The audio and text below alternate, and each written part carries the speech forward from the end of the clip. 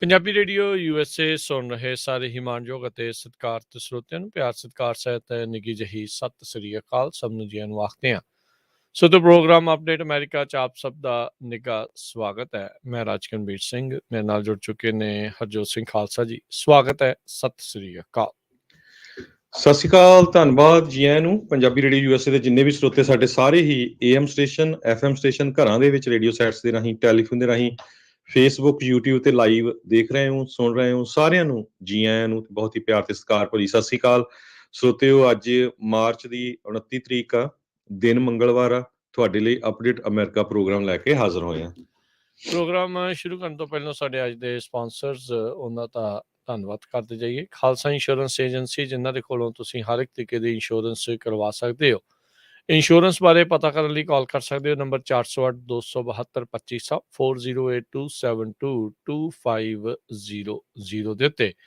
Manjeet Singh, Narinder Kaur Kular, Avtar Singh Manjal Clovis, Amarjit Singh Stockton, Nachhatar Singh Sangha Clovis, Satnam Singh, Amarjit Singh Dosanjh, Sunny Purewal Yuba City, Paramjit Singh Deol Fresno, Lakhvir Singh Samra Texas, Kamaljit Singh Makhan Daulatpuria Stockton, Onkar Singh Fresno, Major Singh Sidhu, Vinder Singh Dhaliwal, Hardial Singh, Inderjit Kaur Dhaliwal, Jassi Gill, Gurnam Singh, Darshan Singh, Charanjit Singh Bakersfield, Harjit Singh Lathrop, Karnail Singh Randhawa Sacramento, Antelope truck stop Burns Wyoming, Tetkera immigration law firm, immigration ਦਾ ਹੋਵੇ ਕਿਸੇ ਵੀ ਤਰੀਕੇ ਦਾ ਕੰਮ, ਕਾਲ attorney ਜੇ ਟੇਟਕੇਣਾ 4159090503 415-909-0503।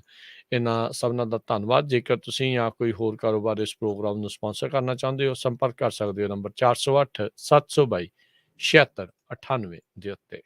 ਜੀ, ਅੱਜ ਦੀਆਂ ਖਬਰਾਂ ਵੱਲ ਆਈਏ ਤੇ ਰਸ਼ੀਆ ਵਾਲੇ ਹੁਣ ਲੱਗ ਰਿਹਾ ਪਿੱਛੇ ਨੂੰ ਹਟ ਰਹੇ ਆ ਯੂਕਰੇਨ ਦੇ ਵਿੱਚ, ਤੇ ਰਸ਼ੀਆ ਨੇ ਅੱਜ ਕਲੇਮ ਵੀ ਕੀਤਾ ਆ ਵੀ ਕੀਵ ਤੋਂ, ਜਿਹੜਾ ਉੱਥੇ ਦਾ ਮੇਨ ਸ਼ਹਿਰ ਹੈਗਾ, ਉਹ ਤੋਂ ਪਿੱਛੇ ਹਟ ਰਹੇ ਹੈਗੇ ਆ ਆਪਾਂ, ਤੇ ਅਟੈਕ ਕਰਨਾ ਉੱਥੇ ਥੋੜ੍ਹੇ ਚਿਰ ਲਈ ਬੰਦ ਕੀਤਾ ਆ। ਤੇ ਯੂਕਰੇਨ ਨੇ ਸਿਕਿਉਰਿਟੀ ਗਰੰਟੀ ਦੇ ਲਈ ਕਾਲ ਕੀਤੀ ਹੈਗੀ ਆ, ਜਿਹੜੀਆਂ ਉਹਨਾਂ ਦੀਆਂ ਹੁਣ ਗੱਲਾਂ ਬਾਤਾਂ ਹੋਈਆਂ ਹੈਗੀਆਂ ਪੀਸ ਟਾਕਸ ਦੇ ਵਿੱਚ। 1179 ਲੋਕ ਕਹਿੰਦੇ ਮਰ ਚੁੱਕੇ ਆ, 1860 ਫੱਟੜ ਹੋ ਚੁੱਕੇ ਆ ਯੂਕਰੇਨ ਦੇ ਵਿੱਚ, ਇਹ UN ਨੇ ਦੱਸਿਆ ਹੈਗਾ। ਇਹ ਤੋਂ ਬਿਨਾਂ ਕਹਿੰਦੇ 1860 ਹੋਰ ਫੱਟੜ ਹੋਏ ਆ। 74 ਬੱਚੇ ਸੀ ਫਰਵਰੀ 24 ਤੋਂ ਲੈ ਕੇ ਮਾਰਚ 28 ਤੱਕ। ਇਹ UN ਹਾਈ ਕਮਿਸ਼ਨ ਦਾ ਆਫਿਸ ਆ, ਉਹਨਾਂ ਨੇ ਇਹ ਦੱਸਿਆ ਹੈਗਾ। ਸੋ ਇੱਕ ਤਰ੍ਹਾਂ ਦੇ ਨਾਲ ਵਾਰ ਕ੍ਰਾਈਮ ਪੂਰੇ ਉੱਥੇ ਹੋਏ ਹੈਗੇ ਆ। UK ਨੇ $50 ਮਿਲੀਅਨ ਦੀ ਇੱਕ ਰਸ਼ੀਅਨ ਓਨਡ ਸੁਪਰ ਜਾਇਤ ਜਿਹੜਾ ਆ ਫੀ, ਉਸ ਨੂੰ ਫੜ ਲਿਆ, ਉਸ ਨੂੰ ਆਪਣੇ ਕਬਜ਼ੇ ਦੇ ਵਿੱਚ ਲੈ ਲਿਆ ਹੈਗਾ ਆ। ਮੋਟਰਜਾਤ ਫੀ, ਇਹ ਸ਼ਿਪ ਬਿਲਡਰ ਰਾਇਲ ਹੁਇਸਮੈਨ ਨੇ ਡਿਜ਼ਾਈਨ ਕੀਤਾ ਸੀ, ਤੇ ਉੱਥੇ ਦਾ ਓਲੀਗਾਰਚ ਇੱਕ ਹੈਗਾ ਜਿਹੜਾ ਇਸ ਨੂੰ ਓਨ ਕਰਦਾ ਆ। ਤੇ 38 ਮਿਲੀਅਨ ਪਾਉਂਡ ਇਹਦੀ ਇੰਗਲੈਂਡ ਦੇ ਹਿਸਾਬ ਨਾਲ ਕੀਮਤ ਹੈ, ਤੇ $50 ਮਿਲੀਅਨ USA ਦੇ ਹਿਸਾਬ ਨਾਲ ਹੈਗੀ ਆ। UK ਦੇ ਟਰਾਂਸਪੋਰਟੇਸ਼ਨ ਸੈਕਟਰੀ ਗ੍ਰੈਂਟ ਸ਼ੈਪ ਨੇ ਇਹ ਕਿਹਾ ਵੀ ਇਸ ਨੂੰ ਆਪਣੇ ਕਬਜ਼ੇ ਦੇ ਵਿੱਚ ਲੈ ਲਿਆ ਹੈਗਾ ਆ। ਇਸੇ ਤਰ੍ਹਾਂ ਇੱਕ ਰੀਜਨਲ ਐਡਮਿਨਿਸਟ੍ਰੇਸ਼ਨ ਬਿਲਡਿੰਗ ਮਿਸਲ ਦੇ ਨਾਲ ਹਿੱਟ ਹੋਈ ਆ ਮਾਈਕੋਲੇਵ ਟਾਊਨ ਦੇ ਵਿੱਚ। ਜੀ ਬਿਲਕੁਲ। ਸੋ ਆਪਸ ਦੇ ਵਿੱਚ ਮੰਗਲਵਾਰ ਨੂੰ ਜਿਹੜੀ ਇਹਨਾਂ ਦੀ ਨੈਗੋਸ਼ੀਏਸ਼ਨ ਗੱਲਬਾਤ ਹੋਈ ਆ, ਉਸ ਵਿੱਚੋਂ ਇਹ ਇੱਕ ਚੰਗੀ ਆਸ ਦੀ ਕਿਰਨ ਜਿਹੜੀ ਨਜ਼ਰ ਆਈ ਆ, ਜਿਸ ਵਿੱਚ ਰੂਸ ਨੇ ਇਹ ਆਖਿਆ ਵੀ ਅਸੀਂ ਕੀਵ ਦੇ ਇਰਦ ਗਿਰਦ ਹਮਲੇ ਆ, ਉਹਨਾਂ ਨੂੰ ਮਿਲਟਰੀ ਐਕਸ਼ਨ ਨੂੰ ਘਟਾਉਣ ਜਿਹੜਾ ਹੋ ਜਾ ਰਹੇ ਆ। ਥੋੜ੍ਹੇ ਦਿਨ ਪਹਿਲਾਂ, ਕੱਲ੍ਹ ਹੀ ਜਿਹੜਾ ਆ ਉਹ ਆਪਾਂ ਖਬਰ ਸਾਂਝੀ ਕੀਤੀ ਸੀ ਵੀ ਰੂਸ ਵੱਲੋਂ ਇੱਕ ਬਿਆਨ ਕੁਛ ਦਿਨ ਪਹਿਲਾਂ ਵੀ ਇਸੇ ਤਰੀਕੇ ਦਾ ਹੀ ਆਇਆ ਸੀ, ਜਿਸ ਵਿੱਚ ਉਹਨਾਂ ਨੇ ਇਹ ਦਾਅਵਾ ਕੀਤਾ ਸੀ ਵੀ ਕੀਵ ਦੇ ਉੱਤੇ ਅਸੀਂ ਹਮਲੇ ਇਸੇ ਕਰਕੇ ਕਰ ਰਹੇ ਸੀ ਵੀ ਜਿਹੜਾ ਡੋਨਬਾਸ ਦਾ ਇਲਾਕਾ ਆ, ਉਸ ਨੂੰ ਅਸੀਂ ਪੂਰੀ ਤਰ੍ਹਾਂ ਆਪਣੇ ਅਧੀਨ ਕਰ ਲਈਏ। ਤੇ ਹੁਣ ਇੱਦਾਂ ਲੱਗ ਰਿਹਾ ਵੀ ਕੀਵ ਦੇ ਉੱਤੇ ਹਮਲੇ ਘਟਾਉਣ ਦਾ ਕਾਰਨ ਇਹ ਆ ਵੀ ਸ਼ਾਇਦ ਡੋਨਬਾਸ ਦਾ ਕਾਫੀ ਹਿੱਸੇ ਦਾ ਇਲਾਕਾ ਜਿਹੜਾ ਉਹਨਾਂ ਨੇ ਆਪਣੇ ਅਧੀਨ ਕਰ ਲਿਆ ਹੋਵੇ। ਕੱਲ੍ਹ ਵੀ ਨਿਊਯਾਰਕ ਟਾਈਮਸ ਦੇ ਵਿੱਚ ਤੇ ਹੋਰ ਵੱਡੀਆਂ ਅਖਬਾਰਾਂ ਦੇ ਵਿੱਚ ਇਹ ਖਬਰਾਂ ਚੱਲ ਰਹੀਆਂ ਸੀ ਵੀ ਰੂਸ ਵਾਲੇ ਹੁਣ ਈਸਟ ਵਾਲੇ ਇਲਾਕੇ ਦੇ ਵਿੱਚ, ਜਿਹੜਾ ਡੋਨਬਾਸ ਦਾ ਇਲਾਕਾ ਪੈਂਦਾ ਯੂਕਰੇਨ ਦਾ, ਉੱਥੇ ਯੂਕਰੇਨ ਦੇ ਮਿਲਟਰੀ ਨੂੰ ਗ੍ਰਾਈਂਡ ਜਿਹੜਾ ਇੱਕ ਹਿਸਾਬ ਦੇ ਨਾਲ ਕਰਨਗੇ, ਵੀ ਉੱਥੇ ਜ਼ੋਰ ਜਿਹੜਾ ਹੁਣ ਜ਼ਿਆਦਾ ਲਵਾਉਣਗੇ। ਇੱਕ ਹਿਸਾਬ ਦੇ ਨਾਲ ਕਹਿੰਦੇ ਵੀ ਰੂਸ ਦਾ ਪੁਤਿਨ ਆ ਉਹ ਕੋਰੀਅਨ ਪੈਨਿਨਸੂਲਾ ਵਾਂਗੂ ਨਾਰਥ ਤੇ ਸਾਊਥ ਦੇ ਵਿੱਚ ਜਿੱਦਾਂ ਉਹ ਵੰਡਿਆ ਗਿਆ ਸੀ, ਜਿੱਦਾਂ ਜਰਮਨੀ ਇੱਕ ਟਾਈਮ ਦੇ ਉੱਤੇ ਈਸਟ ਤੇ ਵੈਸਟ ਜਰਮਨੀ ਹੁੰਦਾ ਸੀਗਾ, ਵੀ ਯੂਕਰੇਨ ਨੂੰ ਵੀ ਇਦਾਂ ਦੋ ਹਿੱਸਿਆਂ ਦੇ ਵਿੱਚ ਵੰਡਣ ਬਾਰੇ ਸੋਚ ਰਿਹਾ ਆ। ਤੇ ਵਿਚਾਲੇ ਇੱਕ ਬਫਰ ਸਟੇਟ ਜਿਹੜੀ ਯੂਕਰੇਨ ਦੀ ਬਣਾਉਣ ਦੀ ਉਸ ਦੀ ਕੋਸ਼ਿਸ਼ ਆ, ਜੋ ਰੂਸ ਦੇ ਬਾਰਡਰ ਦੇ ਨਾਲ ਜਿਹੜੀ ਹੋਵੇਗੀ, ਜਿਸ ਦੇ ਵਿੱਚ ਆਪਣੀ ਪਿੱਠੂ ਉਹ ਸਰਕਾਰ ਜਾਂ ਹੋ ਸਕਦਾ ਵੀ ਯੂਕਰੇਨ ਦੇ ਵਿੱਚ ਹੀ ਅਨੈਕਸ ਕਰਕੇ ਉਸ ਨੂੰ ਨਾਲ ਲੈ ਲਵੇ, ਜਿੱਦਾਂ ਉਹਨੇ ਕ੍ਰੀਮੀਆ ਦੇ ਨਾਲ ਕੀਤਾ ਸੀ ਅੱਜ ਤੋਂ 8 ਵਰੇ ਪਹਿਲਾਂ। ਸੋ ਇਸ ਪਾਸੇ ਵੱਲ ਨੂੰ ਜਿਹੜੀ ਹੁਣ ਹੌਲੀ ਹੌਲੀ ਜਿਹੜੀ ਕਹਿ ਲਓ ਵੀ ਤਾਰਾਂ ਜਿਹੜੀਆਂ ਉਹ ਜੁੜ ਰਹੀਆਂ ਨੇ। ਯੂਕਰੇਨ ਵਾਲਾ ਹੁਣ ਜ਼ੈਲੈਂਸਕੀ ਆ, ਪਹਿਲਾਂ ਤਾਂ ਦੇਖੋ ਜੀ ਉਹ ਆਪਣੀ ਬਹਾਦਰੀ ਦੇ ਨਾਲ ਲੜਿਆ, ਅਜੇ ਵੀ ਜਿਹੜਾ ਜਿਸ ਹਿਸਾਬ ਦੇ ਨਾਲ ਆ ਉਹ ਡਟਿਆ ਹੈਗਾ ਆ, ਪਰ ਐਡੇ ਵੱਡੇ ਮੁਲਕ ਦੇ ਮੋਹਰੇ ਬਗੈਰ ਕਿਸੇ ਜਿਹੜੀ ਮਿਲਟਰੀ ਸਹਾਇਤਾ ਤੋਂ ਉਹ ਬਹੁਤਾ ਚਿਰ ਨਹੀਂ ਟਿਕ ਸਕਦਾ। ਇਹ ਜਿਹੜੀ ਸਾਰਿਆਂ ਨੂੰ ਗੱਲ ਮੰਨਣੀ ਹੀ ਪੈਣੀ ਆ। ਹੌਸਲਾ ਅਫਜਾਈ ਜਿੱਦਾਂ ਮਰਜ਼ੀ ਕੋਈ ਕਰੀ ਜਾਵੇ, ਸੈਂਕਸ਼ਨਸ ਜਿੰਨੀਆਂ ਮਰਜ਼ੀ ਜਿਹੜੀ ਤੁਸੀਂ ਦੂਜੇ ਮੁਲਕ ਦੇ ਉੱਤੇ ਲਾਈ ਜਾਓ, ਐਡਾ ਵੱਡਾ ਮੁਲਕ ਉਸ ਦੇ ਨਾਲ ਜਿਹੜੇ ਸਿੰਘ ਫਸਾਉਣੇ ਉਹ ਸੌਖਾ ਕੰਮ ਨਹੀਂ ਆ, ਤੇ ਉਸ ਦੇ ਨਤੀਜੇ ਉਸ ਨੂੰ ਭੁਗਤਣੇ ਪੈ ਰਹੇ ਆ। ਤੇ ਆਈ ਥਿੰਕ ਉਹਨੂੰ ਵੀ ਨਜ਼ਰ ਆ ਰਿਹਾ ਆ ਵੀ ਸ਼ਾਇਦ ਲੰਮਾ ਸਮਾਂ ਅਸੀਂ ਇਸ ਤਰੀਕੇ ਦੇ ਨਾਲ ਨਹੀਂ ਲੜ ਸਕਾਂਗੇ।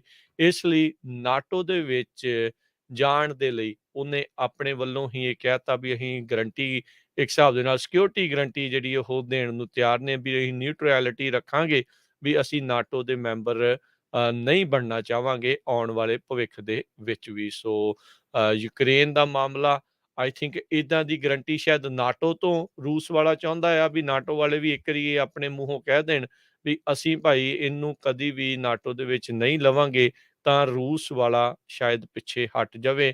ਪਰ 3.5 ਮਿਲੀਅਨ ਤੋਂ ਵੱਧ ਲੋਕ ਹੁਣ ਤੱਕ ਯੂਕਰੇਨ ਚੋਂ ਪਲਾਇਨ ਕਰ ਚੁੱਕੇ ਨੇ, ਵੱਖ-ਵੱਖ ਮੁਲਕਾਂ ਦੇ ਵਿੱਚ, ਆਂਢੀ ਗੁਆਂਢੀ ਮੁਲਕਾਂ ਦੇ ਵਿੱਚ ਗਏ ਨੇ ਸਹਾਰਾ ਲੈਣ ਦੇ ਲਈ। ਹਜ਼ਾਰਾਂ ਦੀ ਸੰਖਿਆ ਦੇ ਵਿੱਚ ਲੋਕ ਆਲਰੇਡੀ ਮਰ ਚੁੱਕੇ ਨੇ। ਸੋ ਸਥਿਤੀ ਲੋਕਾਂ ਦੇ ਲਈ ਕਾਫੀ ਉੱਥੇ ਆਮ ਲੋਕਾਂ ਦੇ ਲਈ ਮਾੜੀ ਹੀ ਚੱਲ ਰਹੀ ਆ। ਜੀ, ਯੂਐਸ ਦੀ ਇੰਟੈਲੀਜੈਂਸ ਅਸੈਸ ਕਰ ਰਹੀ ਹੈ ਕਿ ਮੇਜਰ ਸਟ੍ਰੈਟੇਜਿਕ ਸ਼ਿਫਟ ਹੋਇਆ ਹੈ ਰਸ਼ੀਆ ਵੱਲੋਂ। ਉਹ ਮੇਨ ਟਾਊਨ ਕੀਵ ਤੋਂ ਉਹਨਾਂ ਨੇ ਪੁੱਲ ਕਰਨਾ ਸ਼ੁਰੂ ਕੀਤਾ ਹੈ, ਤੇ ਆਪਣਾ ਜਿਹੜਾ ਫੋਕਸ ਆ ਉਹ ਸਾਊਥ ਤੇ ਈਸਟ ਵੱਲ ਯੂਕਰੇਨ ਦੇ ਵਿੱਚ ਰੱਖਿਆ ਹੈਗਾ। ਰਸ਼ੀਅਨ ਮਿਨਿਸਟਰੀ ਆਫ ਡਿਫੈਂਸ ਨੇ ਡਿਸਾਈਡ ਕੀਤਾ ਵੀ ਉਹ ਬਹੁਤ ਵੱਡੇ ਅਮਾਊਂਟ ਦੇ ਵਿੱਚ ਆਪਣੀਆਂ ਫੌਜਾਂ ਆ ਕੀਵ ਦੇ ਟਾਊਨ ਦੇ ਜਿਹੜੇ ਦੁਆਲੇ ਲੱਗੀਆਂ ਸੀਆਂ ਉੱਥੋਂ ਘਟਾ ਰਹੇ ਹੈਗੇ ਆ।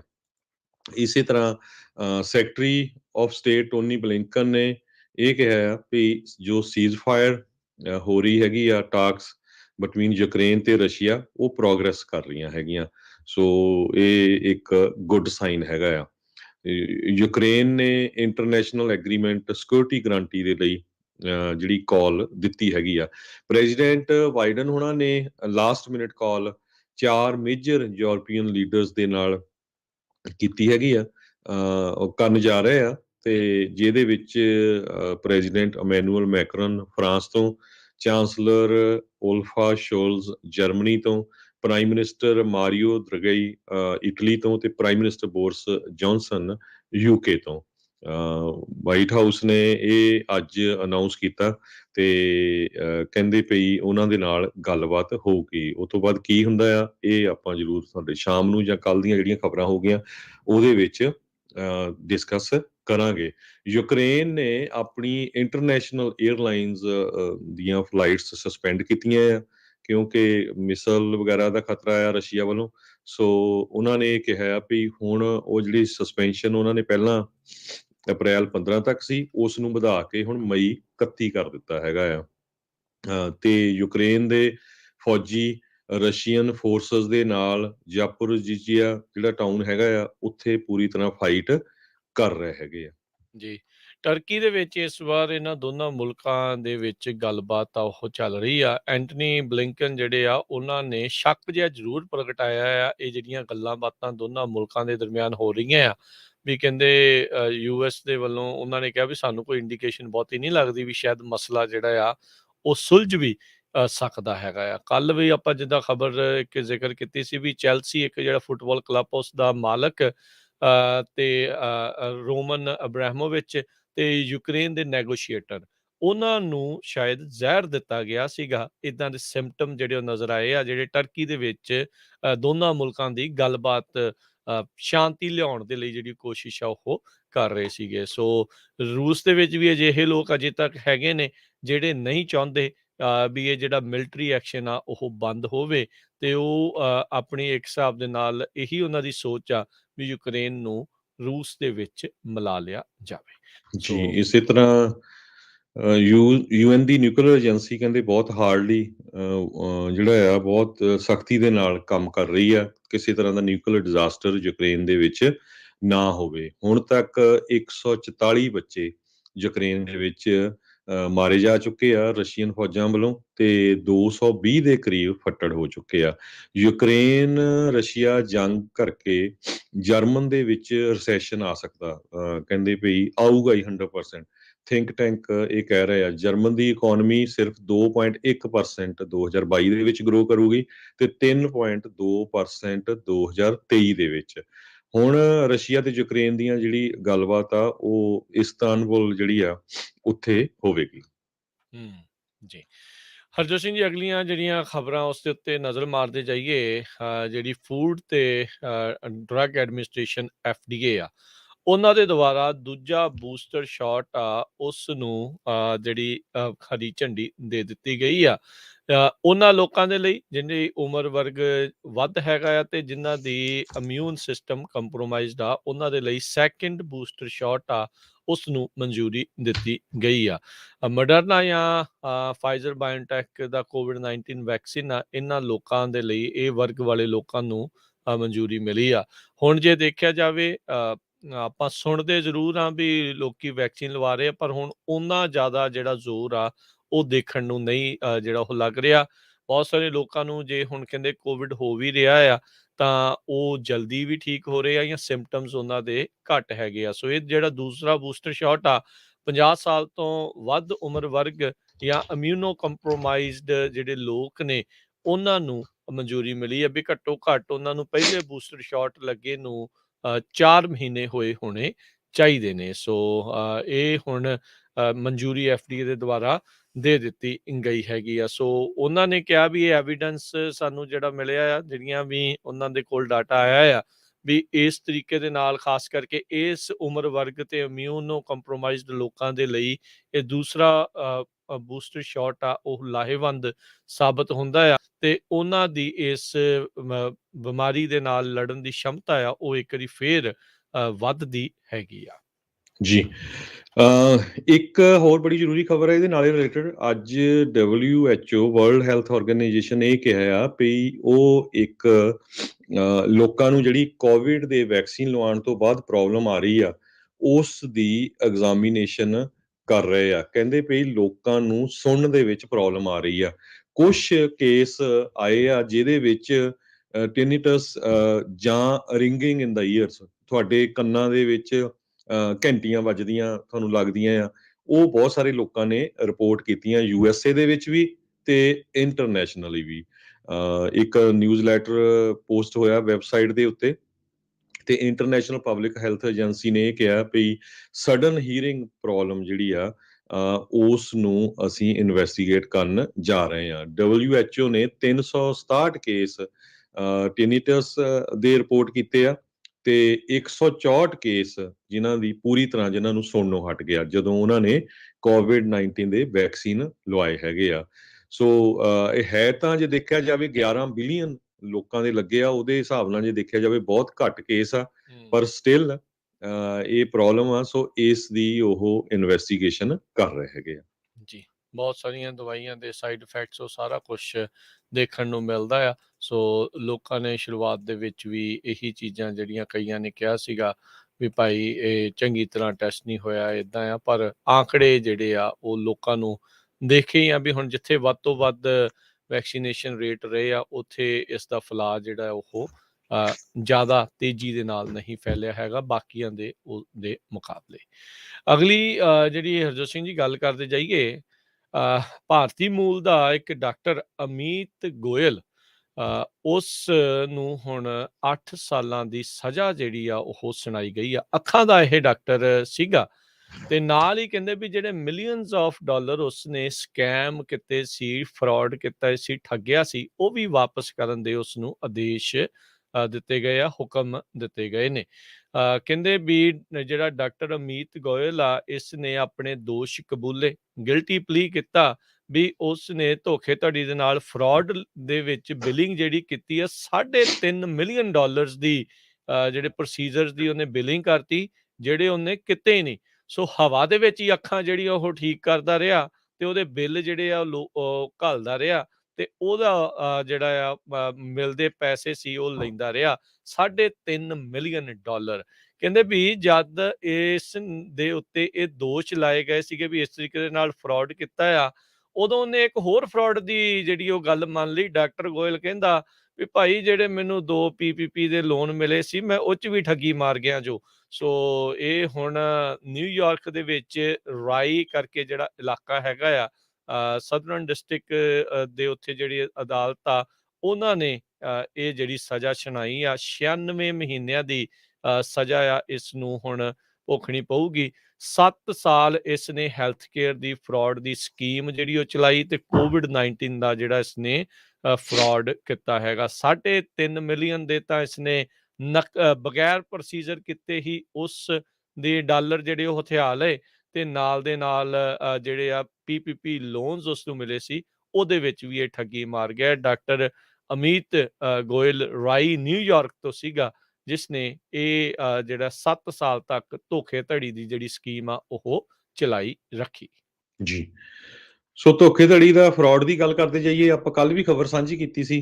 ਕਹਿੰਦੇ ਪਈ ਇਸ ਜਨਰੇਸ਼ਨ ਦਾ ਸਭ ਤੋਂ ਵੱਡਾ ਫਰਾਡ PPP ਰਿਲੀਫ ਪਲਾਨ ਦਾ ਜਿਹੜਾ ਲੂਟਿੰਗ ਆ, ਉਸ ਨੂੰ ਗਿਣਿਆ ਜਾ ਰਿਹਾ ਆ। Billions of dollar the fraud ਹੋਇਆ ਤੇ ਵਾਈਟ ਹਾਊਸ ਨੇ ਸਪੈਸ਼ਲ ਡਿਪਾਰਟਮੈਂਟ ਵੀ ਸੈਟਅਪ ਕੀਤੀ ਆ। ਉਹ ਲੋਕਾਂ ਨੂੰ ਵੀ ਕਹਿ ਰਿਹਾ ਵੀ ਸਾਨੂੰ ਦੱਸੋ ਜਿਨ੍ਹਾਂ ਨੇ ਫਰਾਡ ਕੀਤਾ ਆ, ਕਿਉਂਕਿ ਇਹ ਤੁਹਾਡਾ ਟੈਕਸ ਪੇਅਰ ਦਾ ਹੀ ਮਨੀ ਆ। ਲੋਕਾਂ ਦੇ ਕੋਲ ਕੰਪਨੀਆਂ ਦਾ ਕੋਈ EMPLOYEE ਵੀ ਨਹੀਂ ਸੀ, ਫਿਰ ਵੀ ਉਹਨਾਂ ਨੇ ਆਪਣੇ ਝੂਠੇ EMPLOYEE ਸ਼ੋਅ ਕਰਕੇ ਪੈਸੇ ਲੈ ਲਏ ਤੇ ਇਸੇ ਤਰ੍ਹਾਂ ਲੋਕਾਂ ਨੇ ਕਦੇ ਕੰਮ ਨਹੀਂ ਕੀਤਾ ਪੂਰੀ ਲਾਈਫ 'ਚ, ਉਹਨਾਂ ਨੇ ਝੂਠ ਬੋਲ ਕੇ ਜੀ ਅਸੀਂ ਬਿਜ਼ਨਸ ਕਰਦੇ ਸੀ, ਪੈਸੇ ਲੈ ਲਏ। ਇਹਨਾਂ ਪੈਸਿਆਂ ਤੋਂ ਕਿਸੇ ਨੇ ਲੰਬਰਗਿਨੀਜ਼ ਕਾਰਾਂ ਲਈਆਂ, ਫਰਾਰੀਜ਼ ਲੈ ਲਈਆਂ, ਬੈਂਟਲੀਜ਼ ਲੈ ਲਈਆਂ, ਟੈਸਲਾ ਤਾਂ ਕਹਿੰਦੇ ਪੁੱਛੋ ਨਾ ਕਿੰਨੇ ਲੋਕਾਂ ਨੇ ਲਈਆਂ ਇਸ ਫਰਾਡ ਦੇ ਵਿੱਚ। $80 ਬਿਲੀਅਨ ਦਾ ਫਰਾਡ ਹੋਇਆ। $800 ਬਿਲੀਅਨ ਦੇ ਵਿੱਚੋਂ ਜਿਹੜਾ ਇਹ ਕੋਵਿਡ ਰਿਲੀਫ ਪਲਾਨ ਸੀਗਾ, ਪੇਚੈਕ ਪ੍ਰੋਟੈਕਸ਼ਨ ਪ੍ਰੋਗਰਾਮ ਵਾਲਾ, 10% ਬਣਦਾ। 800 ਬਿਲੀਅਨ ਦਿੱਤਾ ਗਿਆ ਸੀ ਲੋਕਾਂ ਨੂੰ ਤੇ ਉਹਦੇ ਚੋਂ $80 ਬਿਲੀਅਨ ਦਾ ਫਰਾਡ ਹੋਇਆ।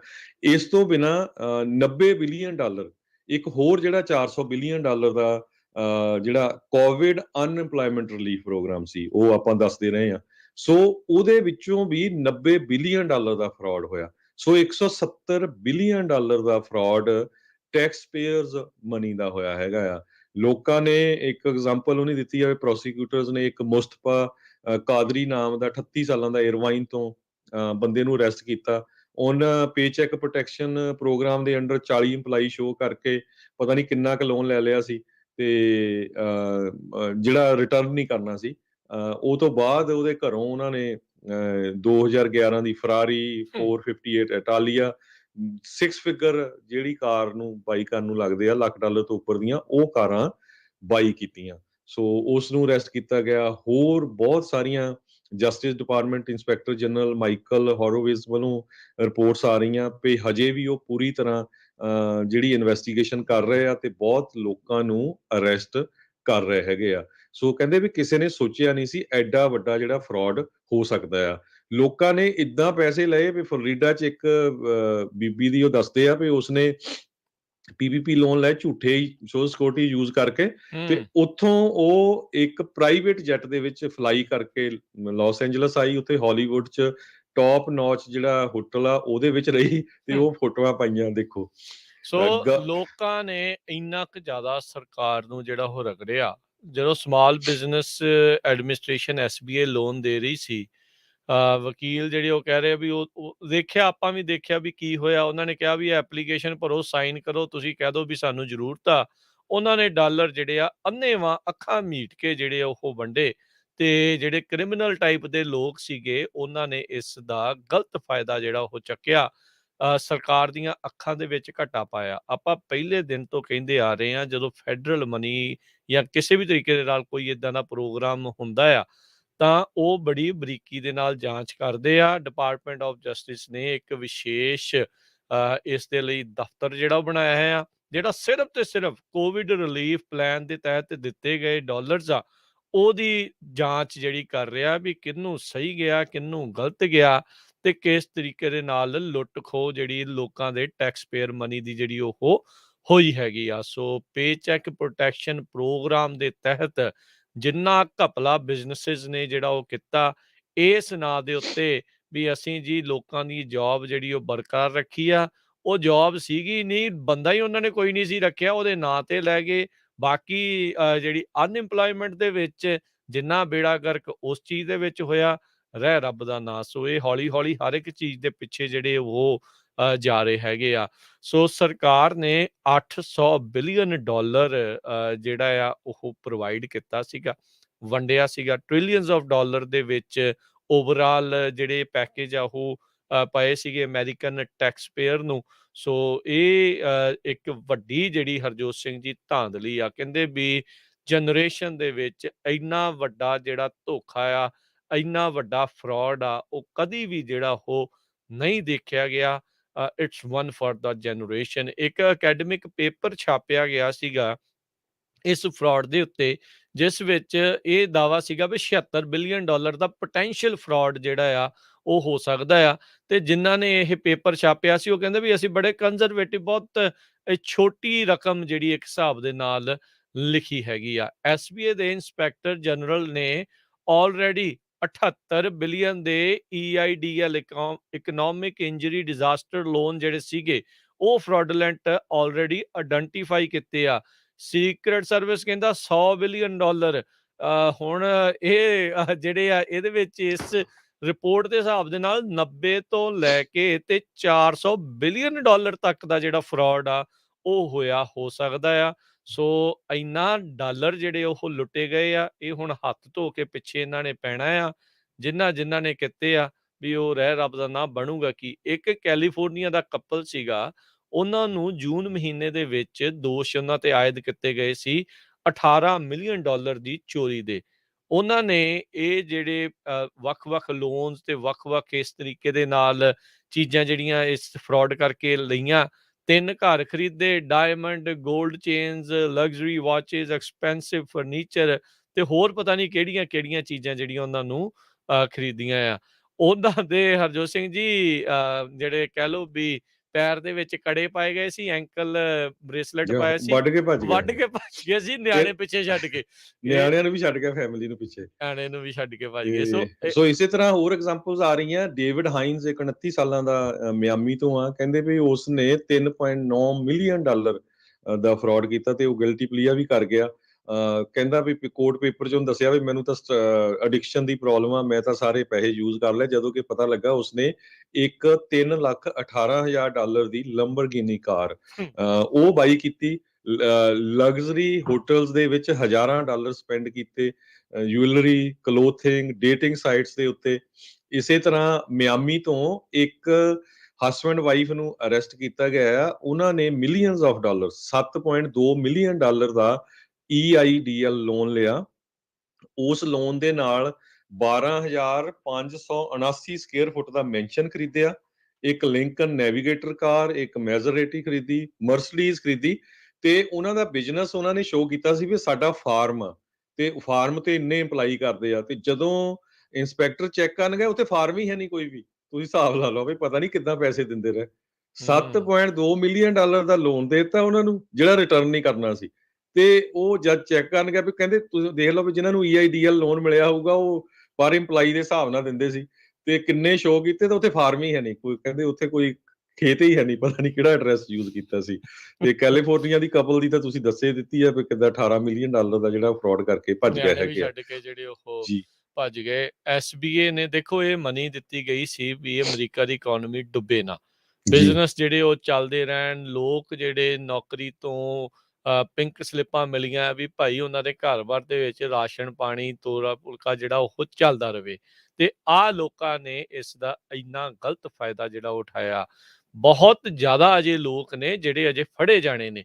ਇਹ ਆਉਣ ਵਾਲੇ ਸਾਲਾਂ ਤੱਕ ਇਹੀ ਗੱਲਾਂ ਜਿਹੜੀਆਂ ਉਹ ਚੱਲਦੀਆਂ ਰਹਿਣੀਆਂ ਆ। ਬਹੁਤ ਸਾਰੀਆਂ ਕਮਿਊਨਿਟੀਆਂ ਇਸ ਦੇ ਵਿੱਚ ਬਦਨਾਮ ਹੋਣੀਆਂ। ਇਹਦੇ ਵਿੱਚ ਕਮਿਊਨਿਟੀ ਦਾ ਤਾਂ ਨਹੀਂ ਬਈ ਕੋਈ ਇਸ ਦੇ ਵਿੱਚ ਹਾਂਜੀ, ਕੋਈ, ਹਾਂਜੀ, ਹਾਂਜੀ। ਇਹ ਤਾਂ ਹਰ ਇੱਕ ਦਾ ਹਰ ਆਦਮੀ ਇੱਕ ਤਾਂ ਦੀ ਆਪਣੇ ਇਹ ਆਪਣੇ ਪਰਸਨਲ ਆ, ਇਹ ਵੀ ਮੈਂ ਜਿਹੜਾ ਆ ਸਰਕਾਰ ਨੂੰ ਲੁੱਟਣਾ ਹੈ, ਵੀ ਜਿੱਧਰੋਂ ਮਿਲਦੇ ਆ ਵਗਦੀ ਗੰਗਾ 'ਚ ਹੱਥ ਨਹੀਂ ਧੋਣੇ, ਚੁੱਭੀਆਂ ਹੀ ਮਾਰੀਆਂ ਲੋਕਾਂ ਨੇ। ਇਹ ਹਿਸਾਬ ਇੱਕ ਹਿਸਾਬ ਦੇ ਜੀ, ਨਾਲ ਇਹ ਕੀਤਾ ਪਿਆ ਆ।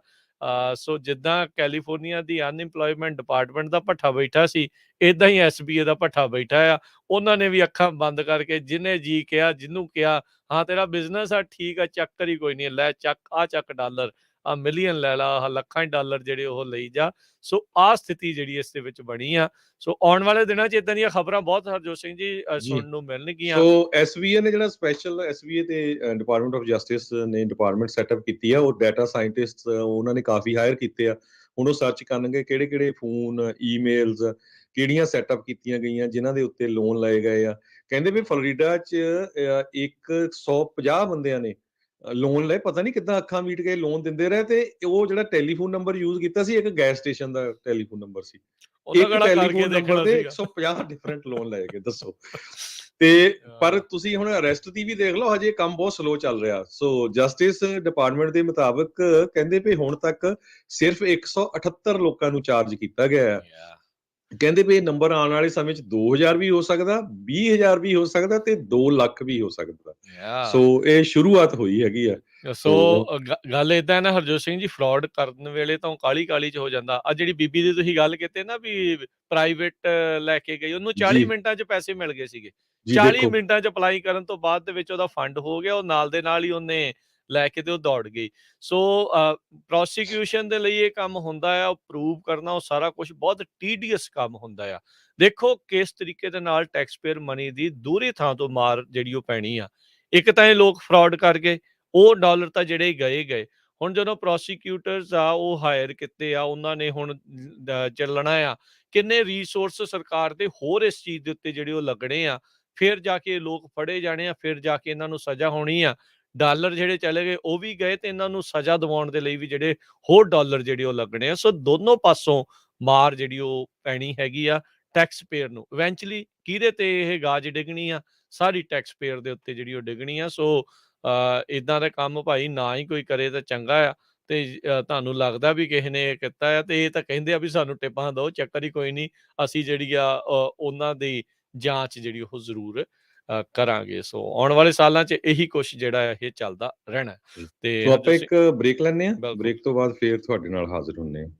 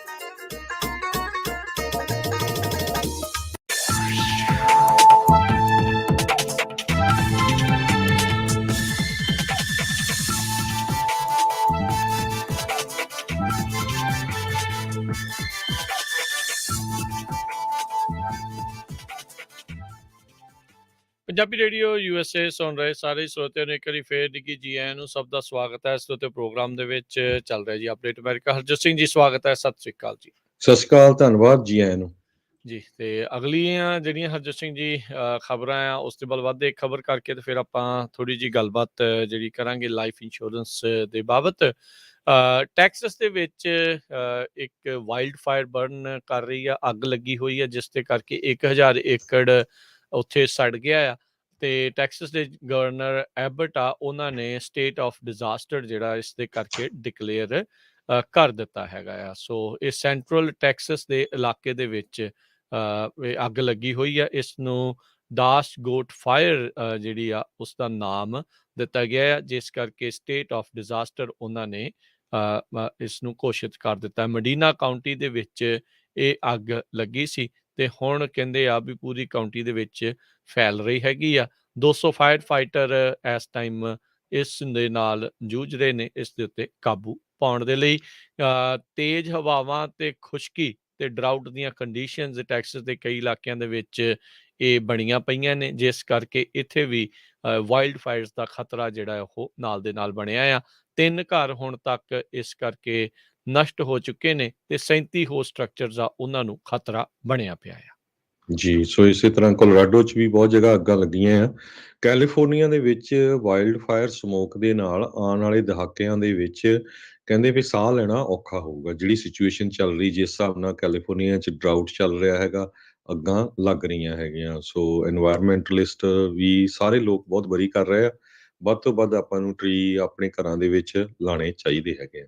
ਜੀ, ਤੇ ਹਰਜੋਤ ਸਿੰਘ ਜੀ, ਹੁਣ ਜੇ ਆਪਾਂ ਗੱਲ ਕਰੀਏ ਲਾਈਫ ਇੰਸ਼ੋਰੈਂਸ ਆ ਉਸ ਦੇ ਬਾਰੇ, ਸੋ ਆਪਾਂ ਕੋਵਿਡ ਦੇ ਦੌਰਾਨ ਵੀ ਦੇਖਿਆ, ਉਸ ਤੋਂ ਪਹਿਲਾਂ ਵੀ ਕਦੇ ਵੀ ਆਪਾਂ ਦੇਖਦੇ ਹਾਂ ਵੀ ਅਣਸੁਖਾਵੀ ਜਿਹੜੀ ਘਟਨਾ ਆ ਕਦੋਂ ਵੀ ਕਿਤੇ ਵੀ ਕਿਸੇ ਦੇ ਨਾਲ ਵੀ ਵਾਪਰ ਸਕਦੀ ਆ।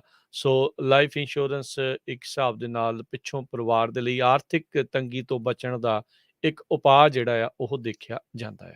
ਜੀ, ਸੋ ਬਿਲਕੁਲ ਆਪਾਂ ਪਿਛਲੇ ਸਾਲ ਬਹੁਤ ਜ਼ਿਆਦਾ ਲਾਈਫ ਇੰਸ਼ੋਰੈਂਸ ਤੇ ਕਵਰ ਕੀਤਾ ਸੀ, ਫਿਰ ਆਪਾਂ ਹਟ ਜਾਈਦਾ।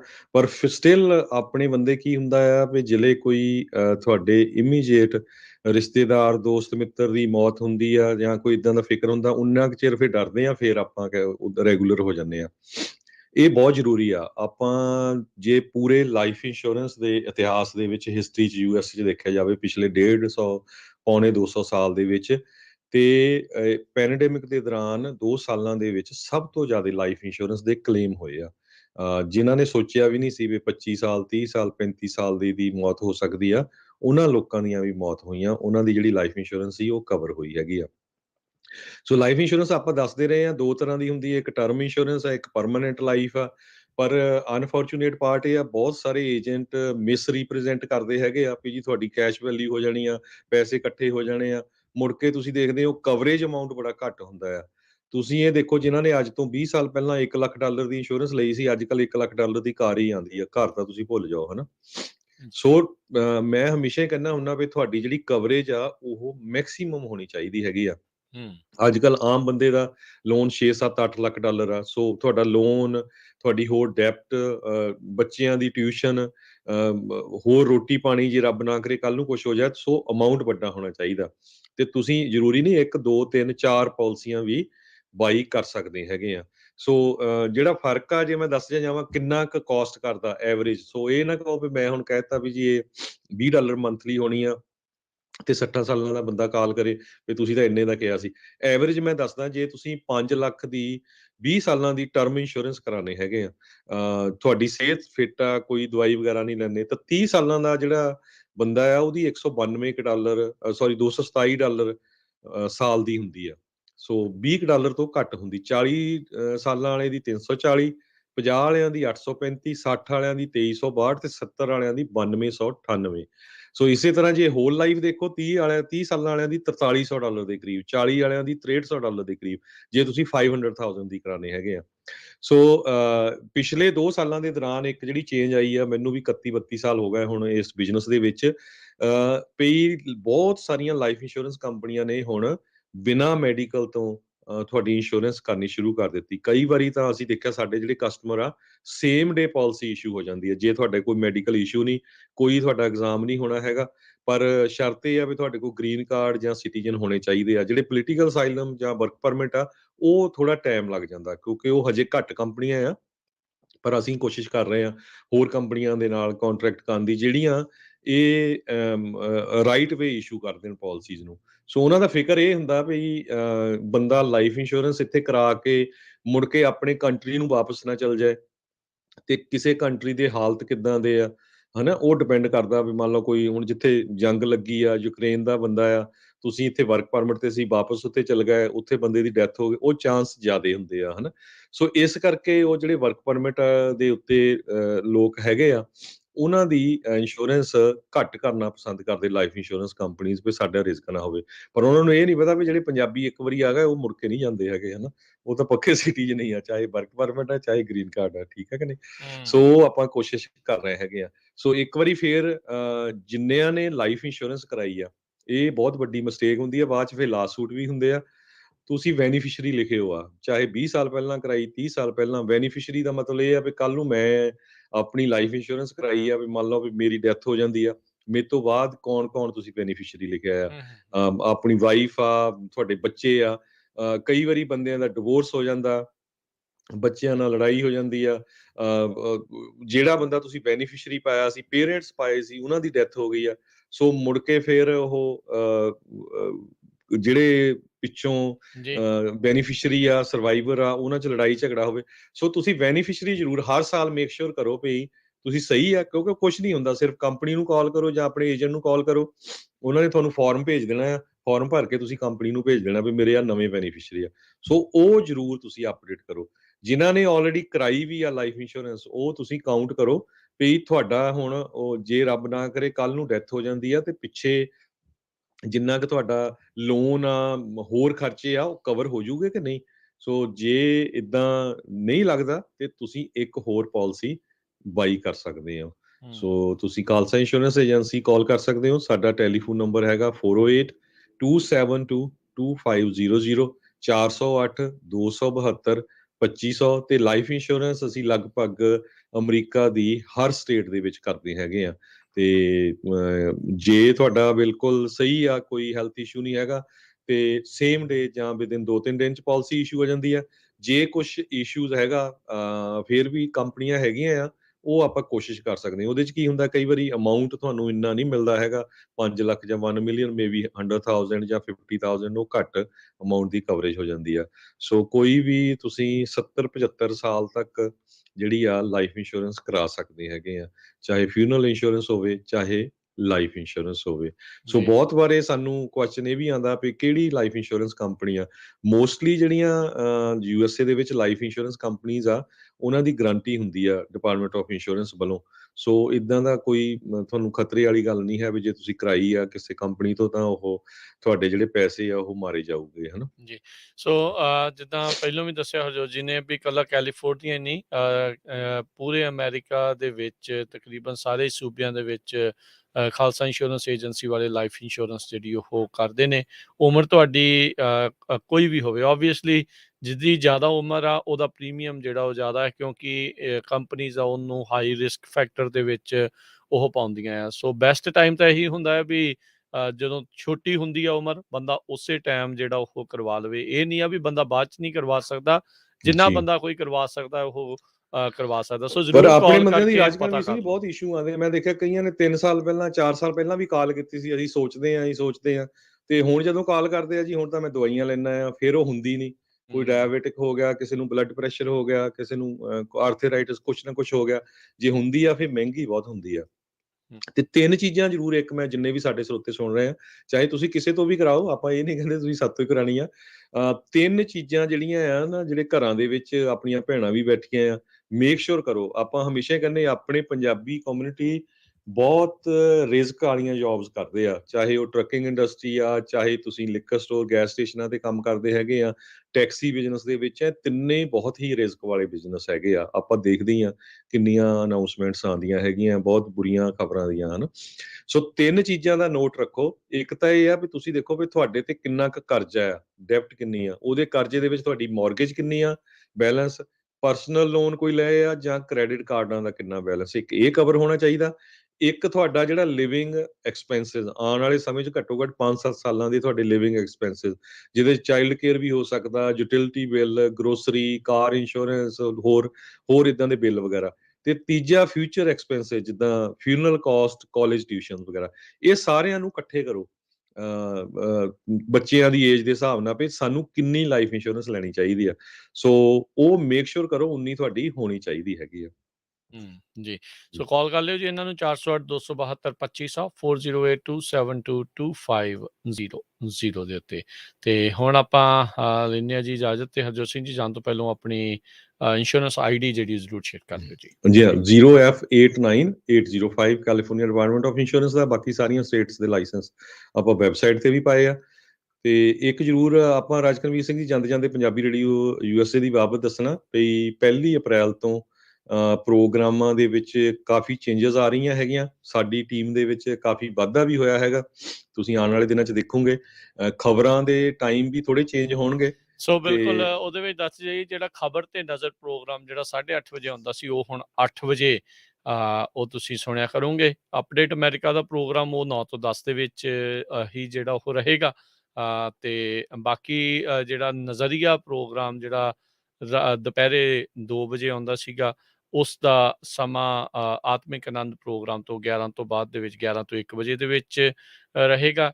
1 ਤੋਂ ਲੈ ਕੇ ਤੇ 3 ਵਜੇ ਤੱਕ ਕੁਝ ਗੱਲਾਂ ਕੁਝ ਗੀਤ, ਤੇ 3 ਤੋਂ 4 ਵਜੇ ਤੱਕ ਇੱਕ ਨਵਾਂ ਟਾਕ ਸ਼ੋਅ ਜਿਹੜਾ ਆ ਉਹ ਸ਼ੁਰੂ ਕੀਤਾ ਜਾਊਗਾ। ਤੇ 4 ਤੋਂ 5:30 ਵਜੇ ਤੱਕ ਜਿਹੜਾ ਵੱਖ-ਵੱਖ ਦਿਨ ਵੱਖ-ਵੱਖ ਟਾਕ ਸ਼ੋਅ ਜਿਹੜੇ ਚੱਲਦੇ ਸੀ ਉਹ ਉਸੇ ਦੌਰਾਨ ਰਹਿਣਗੇ।